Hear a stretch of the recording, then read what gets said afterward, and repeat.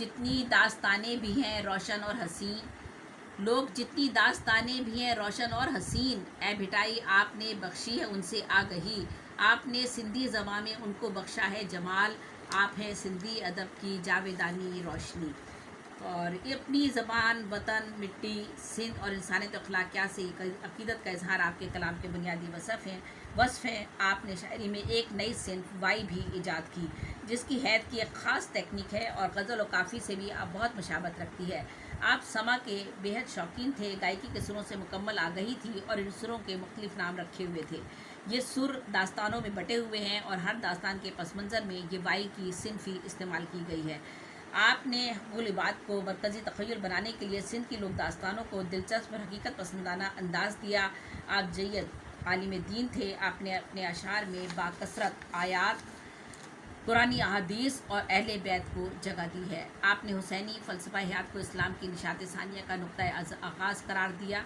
आप सिंधी अशार में दास्तान करबला बयान करने वाले पहले शायर हैं। आपने औरत की अहमियत, मर्तबे और उसकी आला सिफ़ात को उजागर करने के लिए अपनी शायरी का अहम किरदार औरत को ही बनाया है। सस्सी, नूरी, सोनी, मोमल, मारी के किरदारों के ज़रिए औरत की बरतरी और उसकी अहमियत को तस्लीम कराने के लिए उसकी ताकत, हिम्मत, हौसले, रोमान और मुश्किलात से टकराने वाली बुलंद तर हस्ती के तौर पर पेश किया है। आपने बेशुमार सुर और राग ईजाद किए। आपके राग में दो अहम अलाप होते हैं, एक कड़ी जबकि दूसरा झनकार। कड़ी ऊपर वाली सतह की आवाज़ जबकि झनकार हल्की सतह की आवाज़ है। इस तरह ये आलाप तब्दील भी हो रहे होते हैं और ज़बान व अदब में अमीर खुसरो के बाद सबसे बड़े सुरों के मुजिद शाह साई हैं।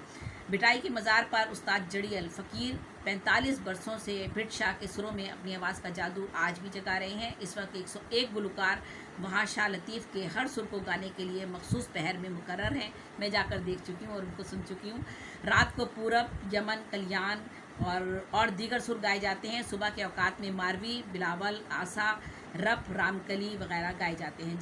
जबकि मुहर्रम एहराम में अहले बैत पर होने वाले मज़ालिम की दास्तान भी पेश की जाती हैं। शाह के कलाम में कसक, सोज़ गुदास, हुस्न और ताफ़त और मुशाहिदात की गहराई मिलती है। और फिर मैं इसको यहाँ से मुख्तसर करके इख्तिताम पर आ जाती हूँ। कौन है सिंधी अदब में आपका सानी भला, लहजा बख्शा आपने सिंधी अदब को एक जदीद मोहसिन आज़म शेख अयाज और हज़रत आफाक ने माना है सिंधी अदब का आपको फ़र्द फरीद। ये मैंने जिन लोगों के नाम लिए इन्होंने आपके कलाम का तर्जुमा किया है। गो के शाह साहब ने किसी मदरसे से बाकायदा तालीम हासिल नहीं की थी, लेकिन मौलाना रूम की मसनवी, हाफिज़ शराजी और रसाला करीमी और दीगर बेशुमार कुतुब आपके ज़ेर मुताला रहीं।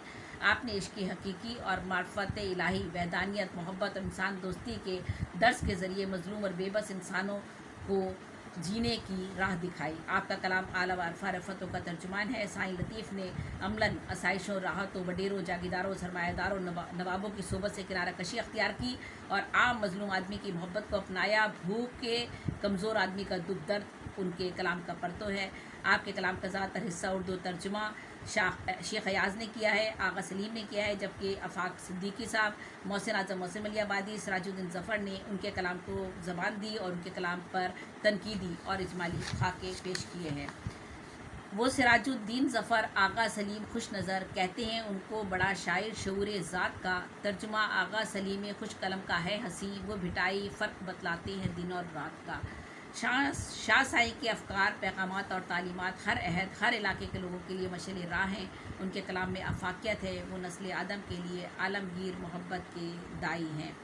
और बिल्कुल इख्तिताम पर मैं जा रही हूँ। सिर्फ यहाँ पर चंद बातें। रश्क उनकी शायरी पर शायरों को क्यों ना हो, कुव्वते परवाज़ फ़िक्री आपकी है मुस्तनीर, आईनादारी दिलों की आपके आशार हैं, आपके आशार से सिंधी अदब भी है अमीर। और उनकी इब्तदाई सवाने के बारे में दयाराम गुडूमल ने अपनी किताब में लिखा कि शाहजी सिंध के हाफिज़ शराजी हैं।